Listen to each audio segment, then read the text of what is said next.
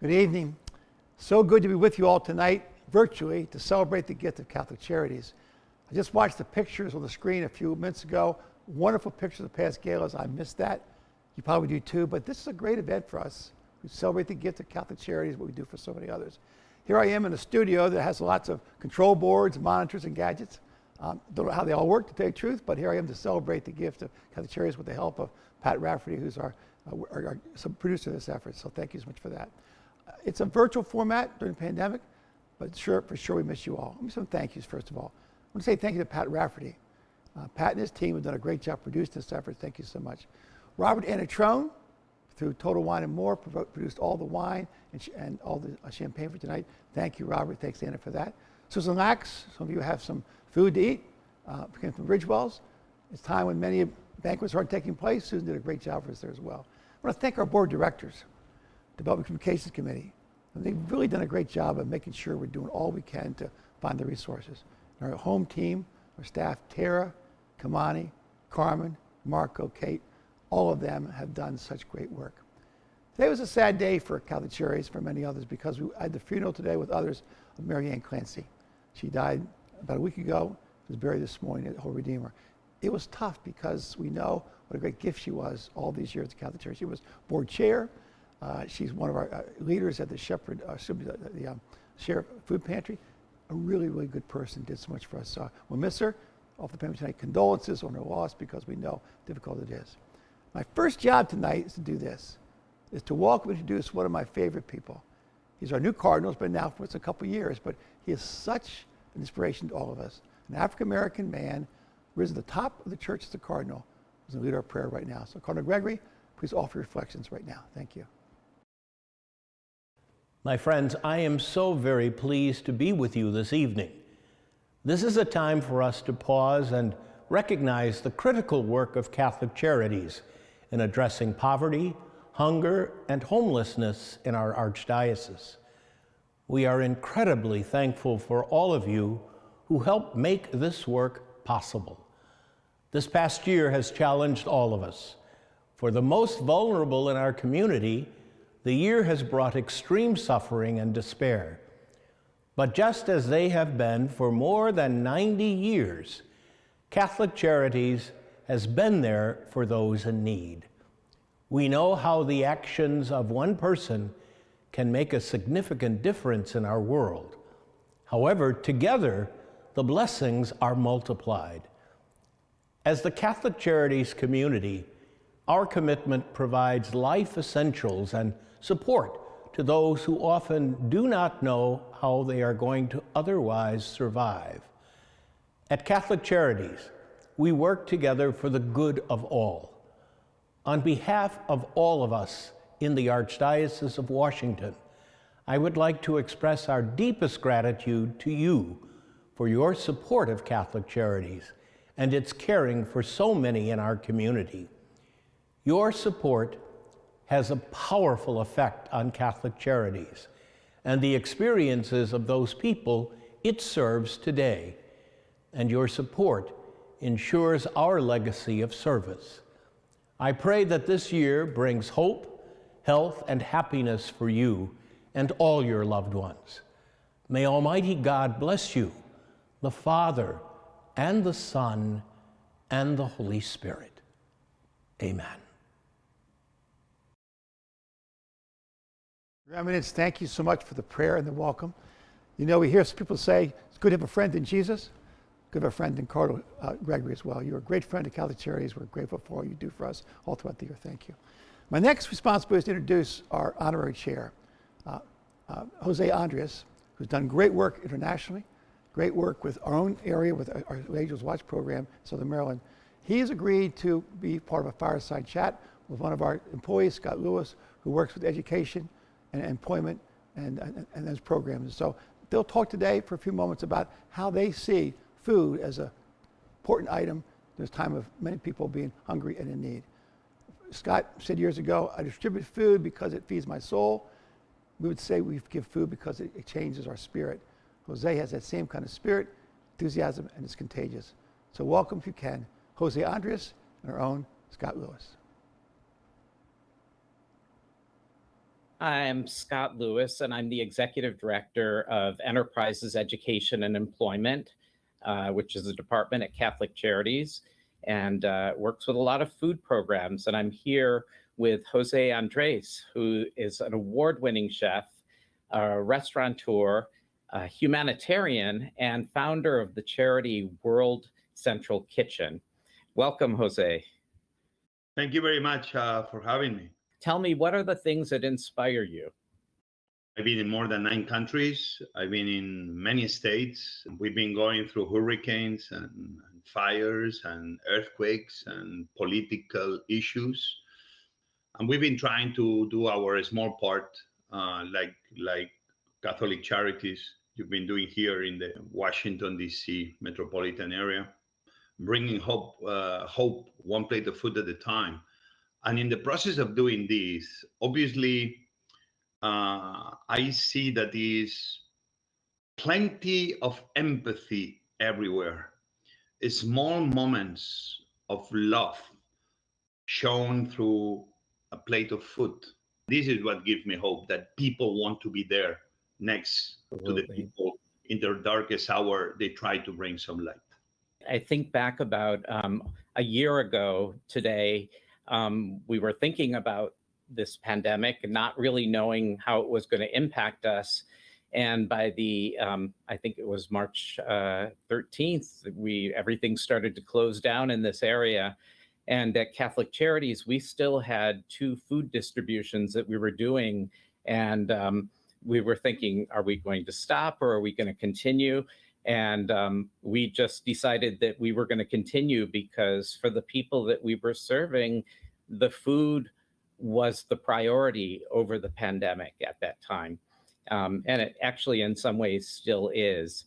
One of my favorite parts of the Bible will be Matthew 25. No, for I was hungry, and you gave me something to eat, and I was thirsty, and you gave me something to drink. That's what we do. It's as simple as that. In the middle of March last year, we, didn't really have a plan, but we knew that there was this incredible need out there, and we had to pivot from what we were doing.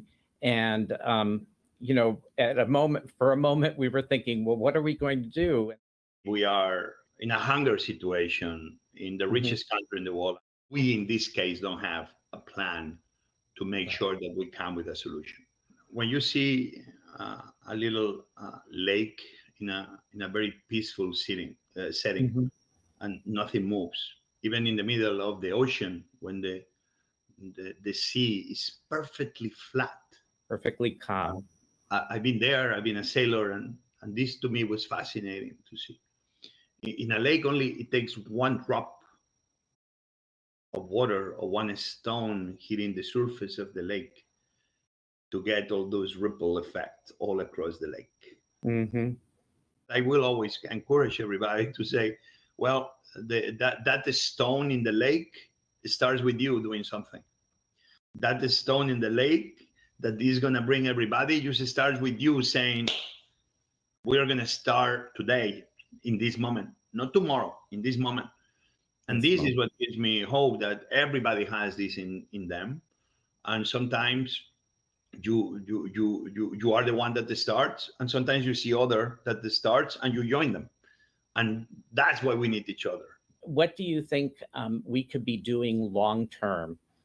Because we know that this is, even though things will go back to normal and life will be better for some people, it probably isn't going to be, might be a little better, but not great for a lot of people for a while.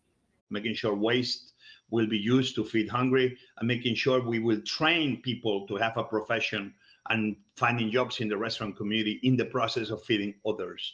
We must be in this business. And we need to remember that charity seems is always about the redemption of the giver, which is nothing wrong. We redeem ourselves by giving. But charity should be, as Robert Egger said, charity should be about the liberation of the receiver.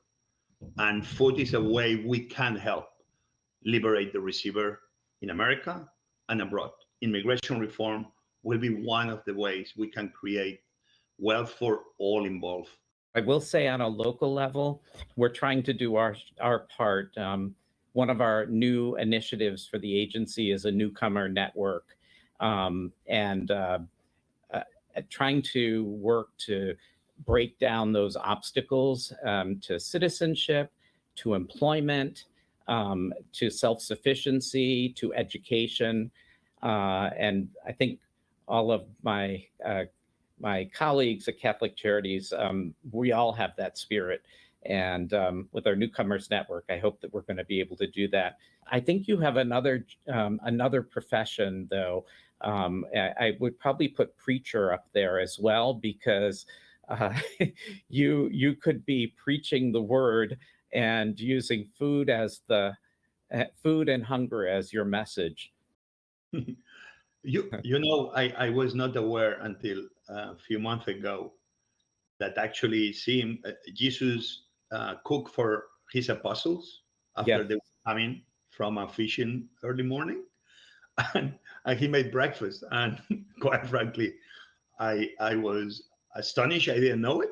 I didn't know exactly that passage. At the same time, happy to say, man, I know now I like that boy. If you think about something like brings all of us together, I think it's just didn't happen by chance that Jesus wanted to embrace that love for us and for each other, sharing with him his body through bread and his blood through wine. It was no chance that he could be using anything else to connect us with him. But what better than food and drink through his flesh and his blood? That's great. I think we try the best that we can to use food as a resource, but also as a way to connect people to some of the other services that we have that are very important: health services, employment services, housing. And so it's not just about, here's your food, here's your meal. It's about, we can offer you more and we can help you out. I have one final question, and that is for the people that are watching this. How do they help to extend the table? How can they be a part of this? Well, obviously, with them supporting you actively, monetarily, all of the above, that's a very simple way. But I keep going further up. And I think politics sometimes have a very bad word, bad connotation. I think we need all to understand that democracy should be a celebration. Mhm. That who doesn't think like you is not your enemy, but just another person that contributes his ideas to the table.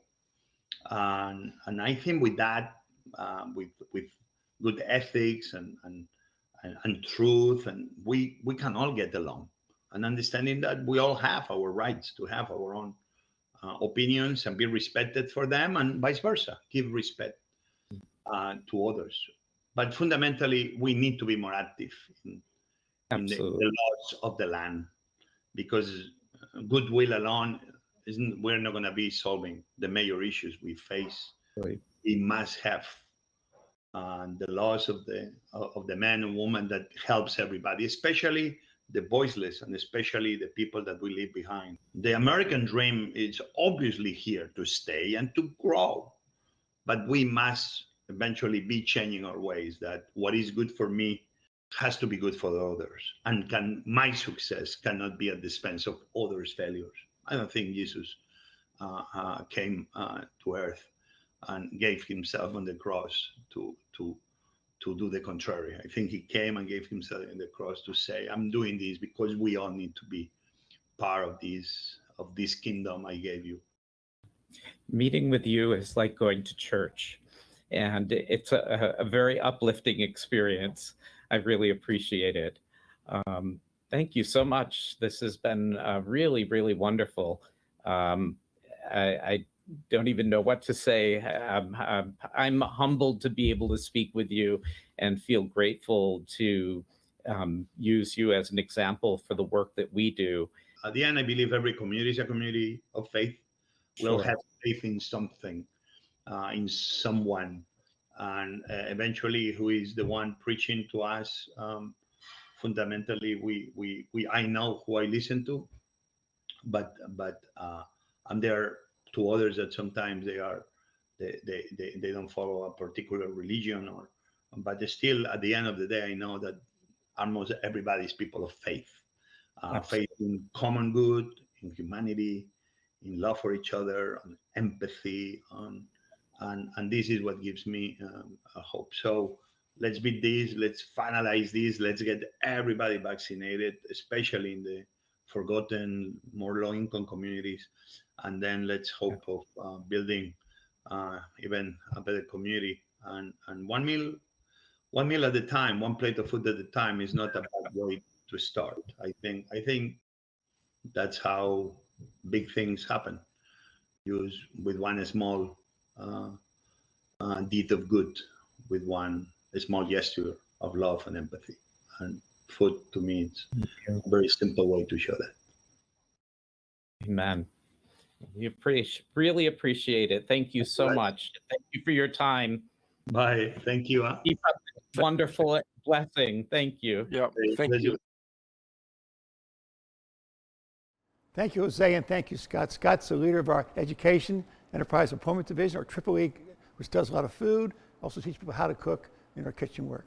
And of course, Jose, our honorary chair, we're honored to have you take that role for us of our gala. And what you do across the country, what you do just a moment ago about Sermon on the Mount, Sermon on the Mount, Matthew 25, Jesus on the shore feeding the disciples breakfast. It all speaks what we're called to do as well. Take care of those in need and feed them well. My next role was to introduce our chair of our capital campaign. I mean, I've heard about this campaign before because we've not mentioned it much. We're doing what we call the quiet phase. But Robert Trone, our next speaker, was chair of our board and took on more responsibilities to take chair of our campaign, he and his wife Anna, and we've done very well with that because of his leadership. It all goes with it. Robert's counsel is invaluable to me. His leadership is exceptional. He always says yes again to this campaign. So Robert, please share some thoughts about why this campaign is important to you. It is wonderful to see so many of you here gathered in support of Catholic Charities and the significant work it does tonight. I have the pleasure this evening of inviting you to join a fantastic effort to support our community and improve the lives of those who live here. I am honored to announce that Catholic Charities has launched a campaign to raise $100 million. The money raised in this campaign will support three priorities that are essential to the organization. First, to support the many current services, including addressing homelessness, hunger, and the lack of medical care in our community. With the help of its supporters, Catholic Charities will invest $50 million over 5 years in existing programs, plus an additional $5 million to integrate a new Compass program that will allow our clients to receive better service. The second priority is to support new services by committing $15 million to a new program called the Newcomers Network. This program will create a new initiative to improve lives of thousands of local immigrants in need in our community. And finally, this campaign will allow Catholic Charities Endowment to grow by $30 million. That will provide support for ongoing programs in the future and guarantee the financial stability of the organization for many years. You know that Catholic Charities' commitment to those in need among us. And you have been part of that for many years by contributing and volunteering. You have seen the positive results, which is why I can proudly announce that to date, an incredible $95 million has already been raised. I am especially gratified to see the number of first-time donors. So far, 1/2 of the donors to the campaign are new donors to Catholic Charities. We welcome those new donors. With their commitment, the future of Catholic Charities looks bright for another 90 years and beyond. Let's be clear, we are very grateful for all our donors' generosity, but many more donors will be needed to help us cross the finish line. Let's learn more about this special initiative and how you can be involved.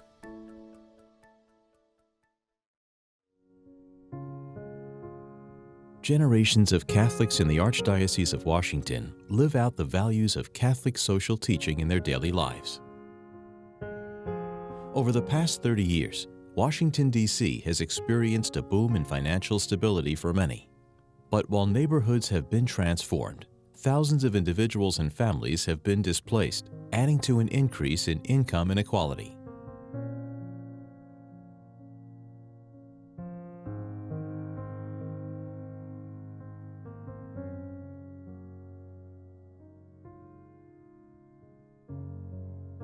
As Catholic Charities looks to the future, it cannot help but think of its past and how it got to where it is today.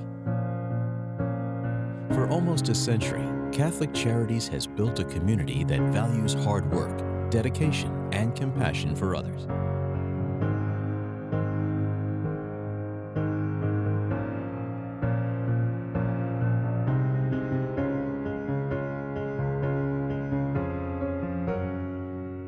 Under the leadership of Monsignor John J. Ensler, Catholic Charities programs and services have been refined and strengthened. Today, more than 192,000 men, women, and children are given help and hope each year. Why am I here? Why are we all here? I think it's to make a difference and to give back and to pay it forward. I think that's what we're supposed to do. And if you're doing that, I think you have this sense of fulfillment and appreciation and, frankly, gratitude for God's gifts that just continues to come out of yourself.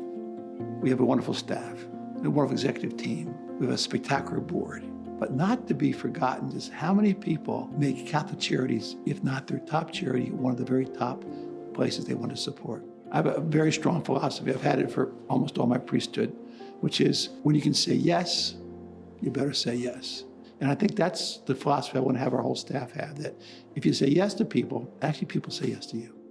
Over the last several years, as a board member and part of the executive team, we've worked very hard to really focus on areas that Catholic Charities can grow in the long-term sustainability for Catholic Charities. We're ambassadors of Christ, and ambassadors of Christ, our goal and mission is to feed the hungry and take care of the homeless. And I think as being ambassadors and having that as our mission, helping Catholic Charities and saying yes, we're fulfilling the goal and the mission of what Christ wants for us as Christians. Catholic Charities programs are by far the most effective and efficient programs I've ever seen for giving back to the community. With an eye towards the future, we launched a very ambitious fundraising campaign. $100 million is our goal to support our community, our commitment, and our legacy.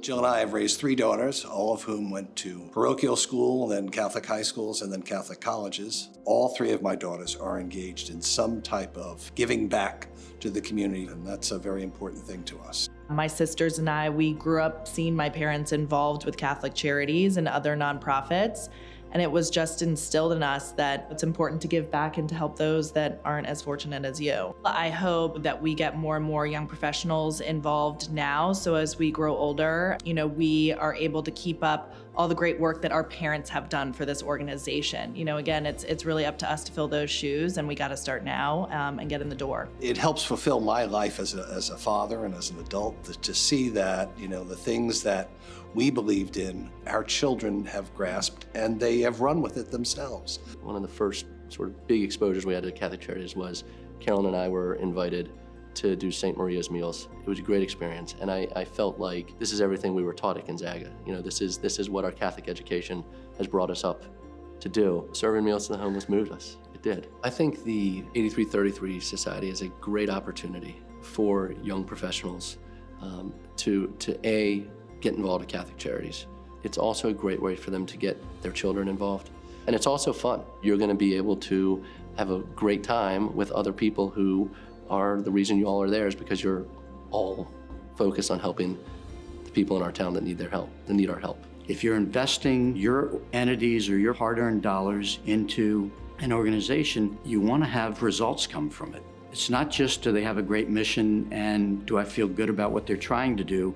You want to see that they're accomplishing what they're trying to do. I've had a bird's eye view of that as a board member at Catholic Charities, and I can say to every business leader out there, I don't know a better organization in terms of both a steward of your dollars as well as an organization that's truly making an impact in the lives of the people that are going to be your future customers and your future employees. We have a moment in time where I think we can secure the legacy for Catholic Charities for a long time. That's both through personal involvement, but it also is going to require financial support, building an endowment that's going to make sure that Catholic Charities can sustain itself years into the future, long after Father John is no longer leading it. 50 years from now, the problems may be very different, but we know that there's still going to be problems.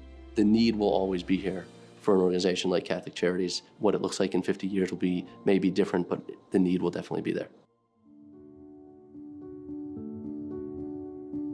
Commitment recently was to build a substantial programming into Catholic Charities, something that may complement what Catholic Charities has been doing, and that need comes in immigration and welcoming immigrants who are struggling in this community, not only through homelessness, but for wrestling with the language barriers, wrestling with medical care, and really establishing themselves as families in the community. And Catholic Charities has done a very good job of guiding that community, and we are proud and honored to support that effort and build and help it grow.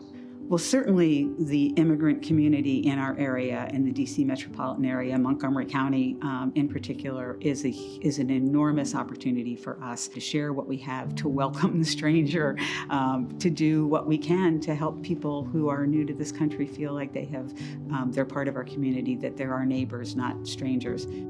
It's amazing when immigrants come here in such a challenging environment and receiving the help from Catholic Charities, they can get a job and get trained and get papers and then they pay forward. That's the ultimate goal of what we're supposed to do as good Catholics.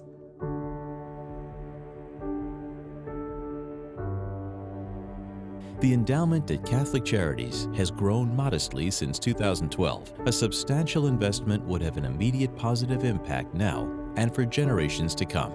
A strong endowment serves as the foundation of our work, ensuring we fulfill our mission to provide for those in need. The reason I think the endowment is so important, and this is something that we've been talking about and doing something about for a long time, our goal should be that we need to put Catholic Charities in a position where it can continue to provide services even during really down times. We can't expect that the economy is always going to be great.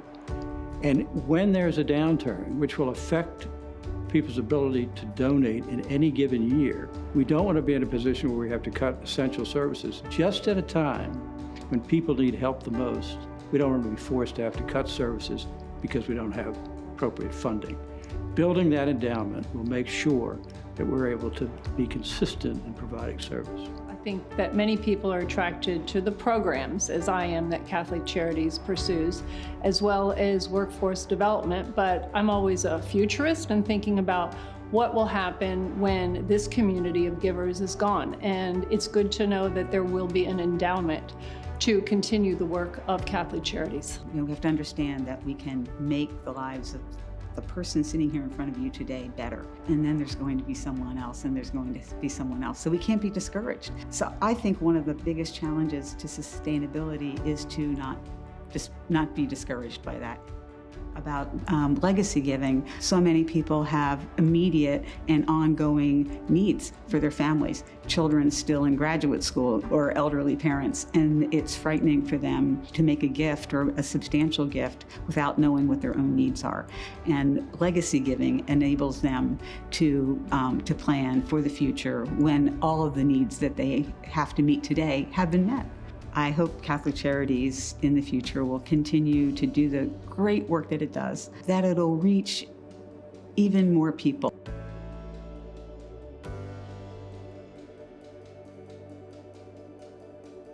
Catholic Charities will always say yes to those in need.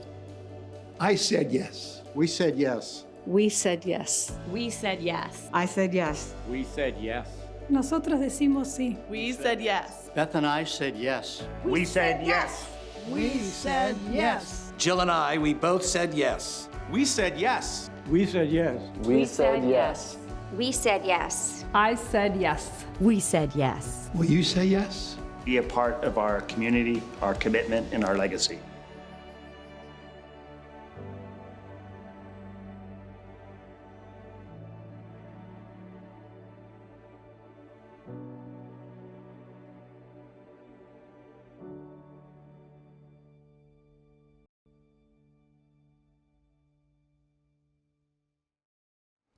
Good evening.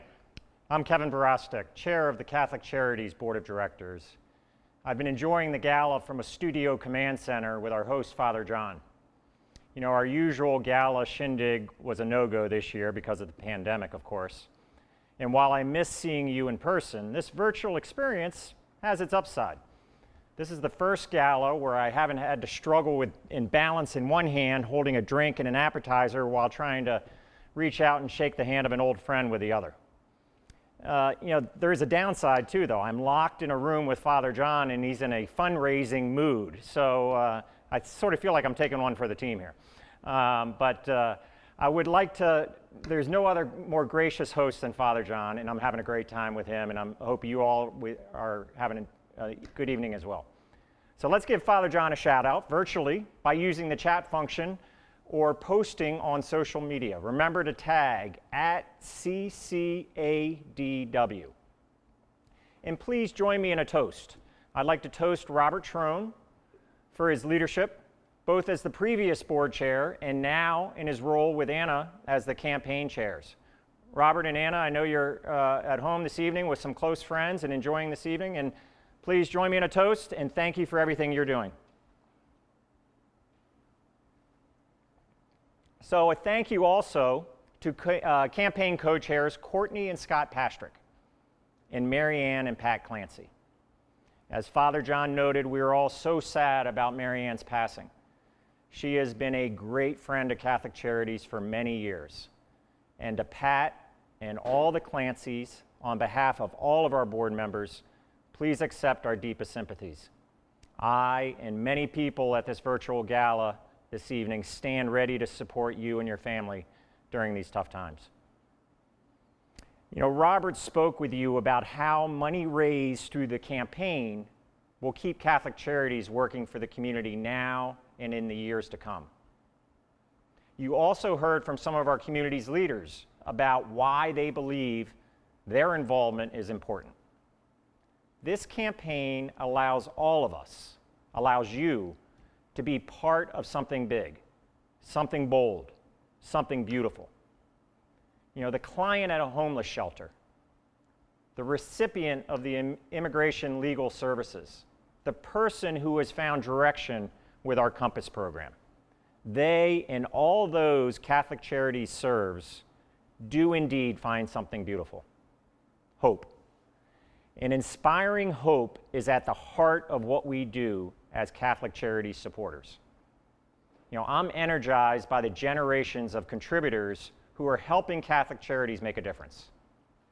Not only are 100 young professionals supporting the campaign as members of the 8333 Society, but the number of Good Samaritan Society members who have named Catholic Charities in their estate planning has doubled. Young and older, both generations of donors are critically important to Catholic Charities' ability to stay working in the community. And if you have grown children, invite them to become a member of the 8333 Society. In doing so, they will feed a person who is homeless with a cup of joe breakfast bag each day. So for as little as $2.75 daily, that's a powerful way to make a difference. Our grown children and young professionals are the future of our continued success. Thank you for your support and encouragement of the next generation. And as I said, I'm locked in a room with Father John, and I knew he was going to ask the question. So Father John, I'm happy to announce that the newest member of the 8333 Society is my daughter Annie, who signed up this afternoon. So we have one more as of today. So Annie Verostek. But why wait? Everyone can pick up your phone and your favorite device now and connect to Catholic Charities' website and donate. And now for some closing remarks, let's return to Father John.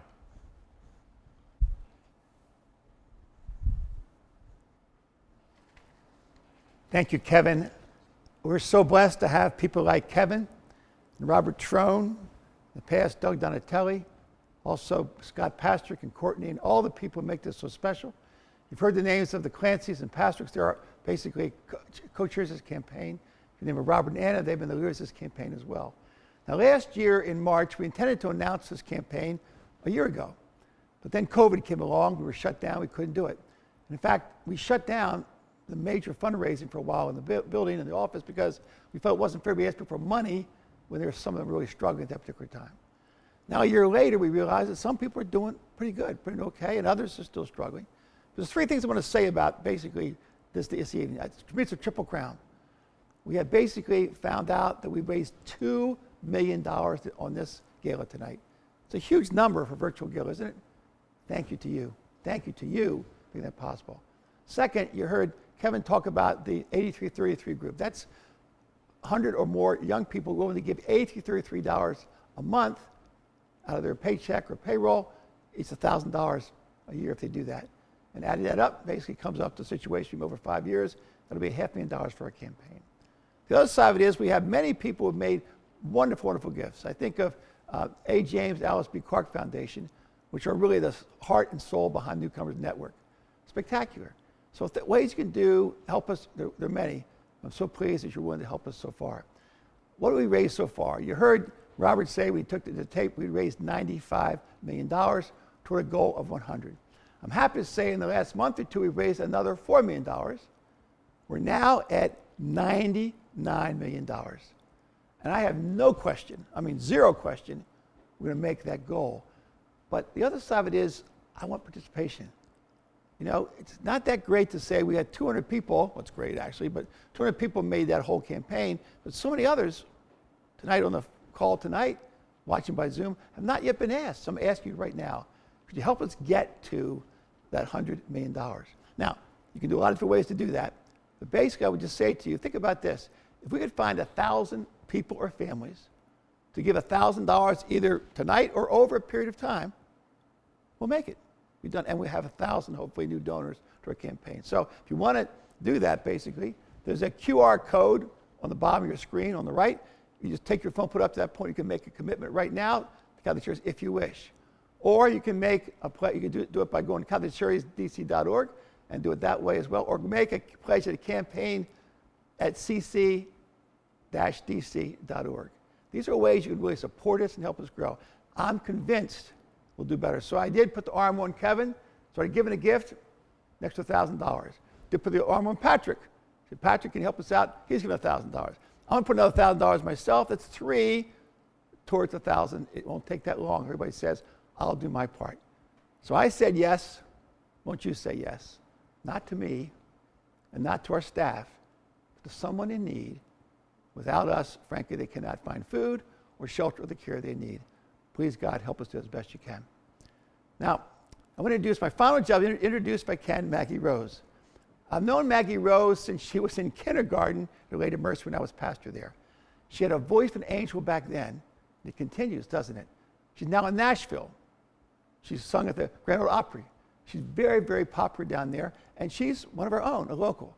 So in just a moment, we'll give the stage over to her and ask her to take over with basically a concert. And after that, please stay with us because there'll be some time for you to have an interview with Maggie about her love for the Catholic Charities, her love for the church, and why it's important to her. That's an important thing. So Kevin, would you join me back here if you can? I'll put my mask on and wish you all. Thank you very much for being with us tonight. We say to all of you, God bless you all. Kevin? Thank you all very much. God bless you. Thank you. Good night. Night.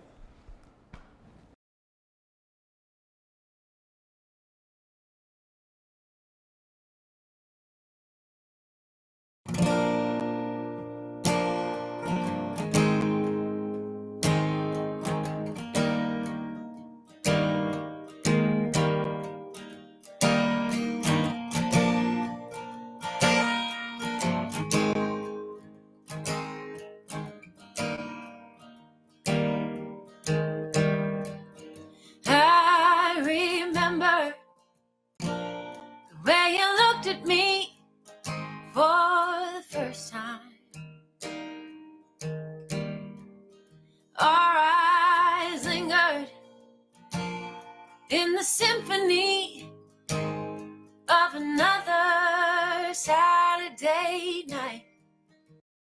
And you still do that to me, like I'm the only one, the only melody. Yeah, it's you I was waiting for, and I never ever saw you coming. I need you forevermore, and I never want to see you go, go, go.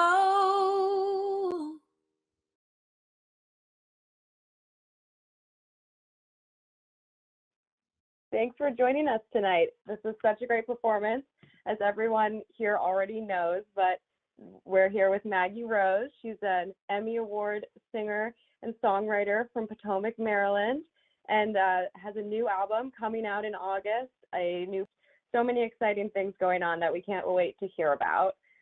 So first, though, to kick us off, we'd love to hear a little bit about your relationship with Catholic Charities and how meaningful it is to be performing at the gala this year. It's my community, even though I've been not in the DC area for a little over a decade. I grew up seeing all the wonderful work that Catholic Charities does. Of course, Monsignor Ensler specifically is very important in my life. He married my husband and I, and especially with the difficulties that we've all faced this year, I know homelessness has become even more of an issue here in Nashville, and it's just helping mitigate this terrible problem. And it's what the whole spirit of being a Catholic is about helping others out and trying to lessen the suffering in the world and doing it with love in your heart. So I think it's a great mission statement to live by. Yeah, definitely. And as you mentioned, the coronavirus pandemic has been so difficult for everybody, especially people experiencing homelessness, and we're here tonight to help that population. So tell us a little more about how important it is for you to help that population as well. I think it's just about the spirit of us all collectively as humans. If you give people a reason to feel like they have others believing in them, then amazing things can happen. And I think people have become so despondent during this time because they don't feel like they have anyone in their corner. So just the gesture of trying to help someone in a time that's already so trying, it makes them believe in themselves and go get a job or overcome the adversity that this year is presented. So having dignity, I think, is what Catholic Charities is helping provide so many people. Yeah, definitely.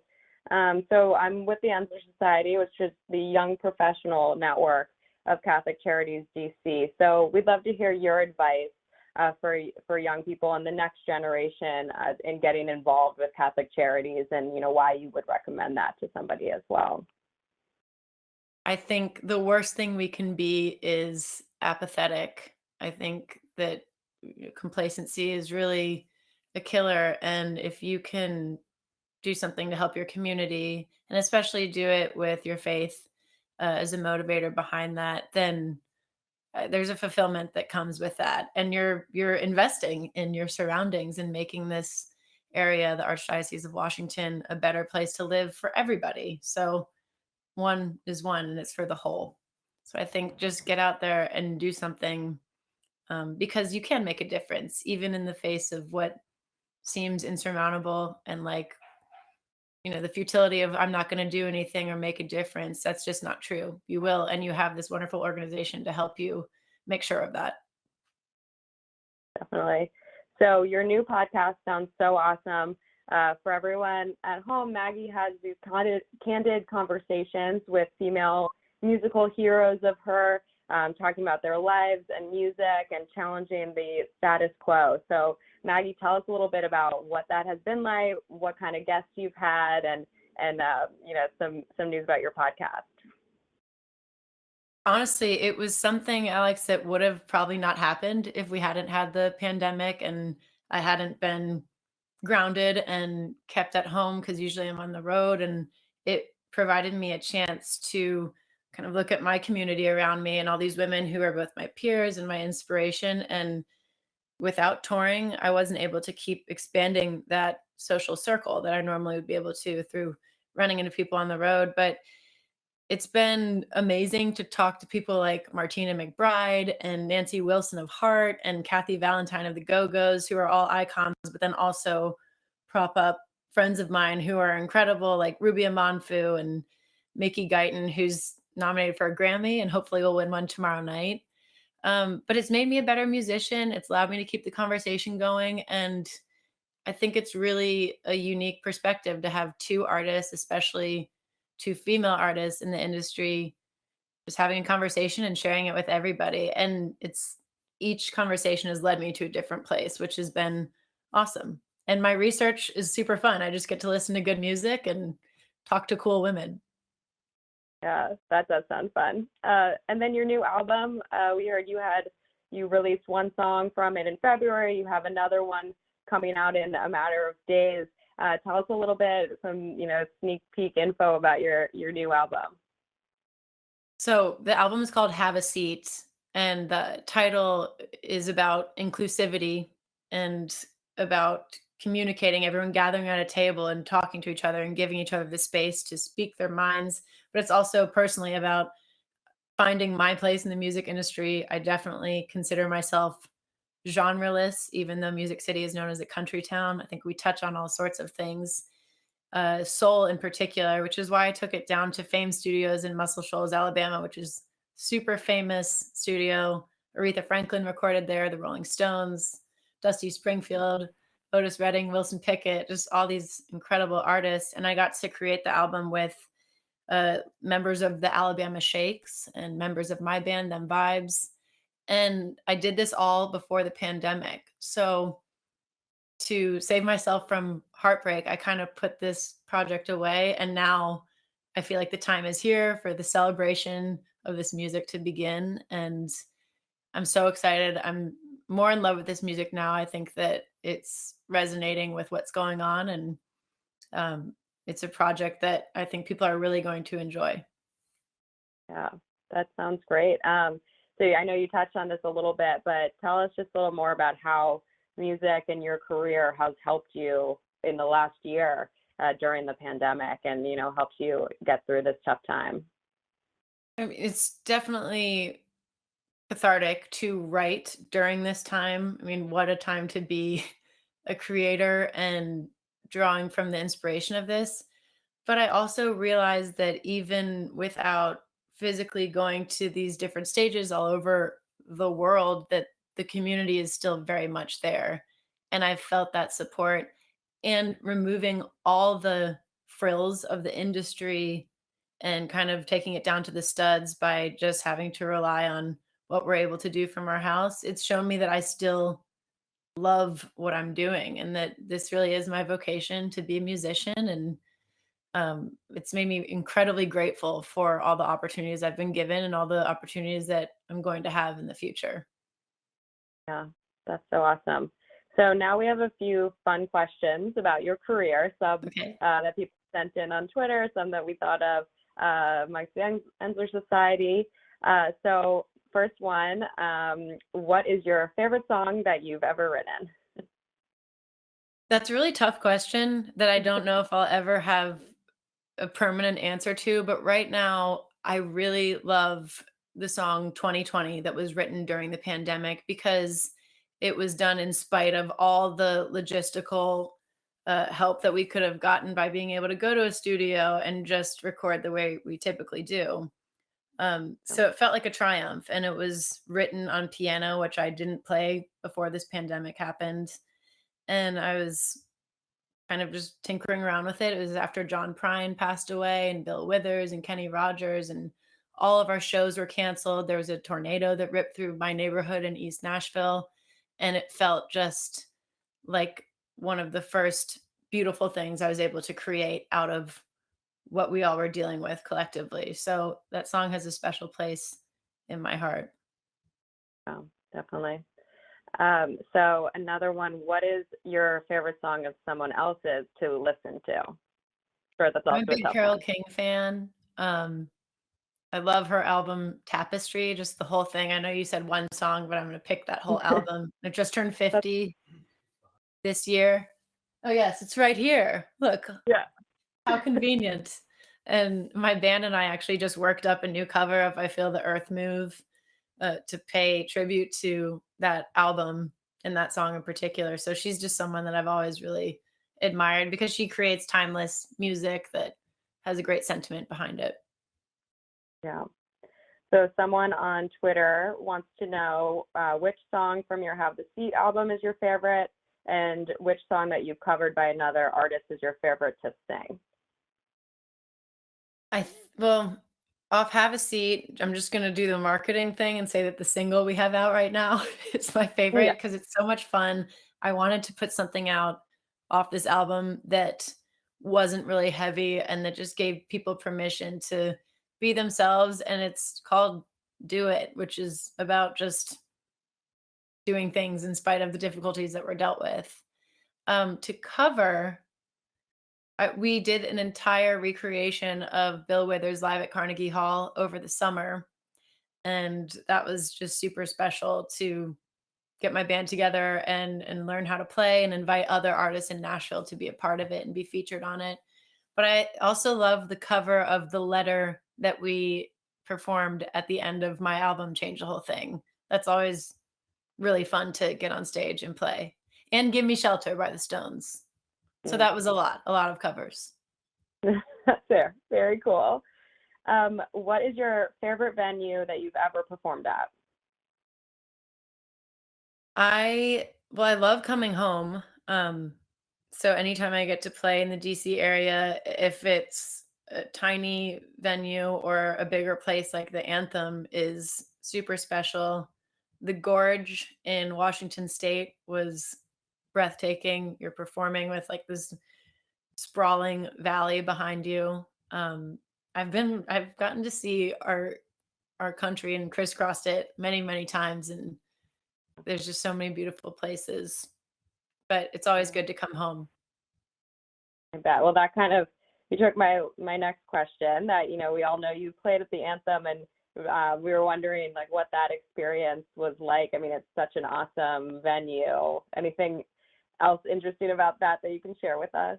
Well, I got to meet Chef Jose Andres at that venue that evening because he's friends with OAR of a Revolution, and which they're very smart to befriend a talented chef like Jose Andres because then I'm sure they reap benefits other than just his friendship. But it was just so awesome to play with a band that's Maryland based uh, for the first time that I'd grown up listening to and feel like I was really welcomed into the fold of people who've left Maryland and been able to make a living by playing music. And I saw so many friends that night, and it was pretty spectacular.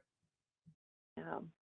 So you gave us some inside scoop about your new album coming out. Have you been working on any new music after that album, and anything else that you could give us some inside info on of what might be coming up next? Yes, so we're releasing Have a Seat in August, but leading up to the release of the album, we're going to be releasing singles almost every month. And for the first time in a while, because Change the Whole Thing was more of a live album, I've been able to make music videos that are more conceptual and just accompany all this music with really cool visuals. And we're starting to book shows again. I got a vaccine yesterday, which was amazing. Oh, awesome. And just the fact that the calendar is starting to fill up to where I can support this music I'm so excited about by being on the road and doing what I think we do best, which is playing live shows, is just such a wonderful prospect. And I haven't been this excited about music since all of this began a year ago. So awesome to hear. A couple other fun ones. We have about a minute left. So we want to know what is your favorite restaurant in the DC area when you get to come home? What's your go-to to go to? I love Old Anglers Inn has a place Oh. in my heart because when I was just starting out, they let me play on their stage when I was 19, 20. And it's always fun to go back there and see people that are familiar faces. But there's so many restaurants that I'm not even aware of now. When I come home, I feel like I need my friends who live in DC to kind of show me around. But that's a place where I always feel welcomed. And what is your favorite place to visit in the city when you do come back? Is there any cool tourism spot that you like to go to, or a place you like to visit? I think that's one thing about living in Nashville now. I appreciate so much just the monuments that are downtown. I love the Billy Goat Trail. The Yeah. scenery in the DC area is just stunning.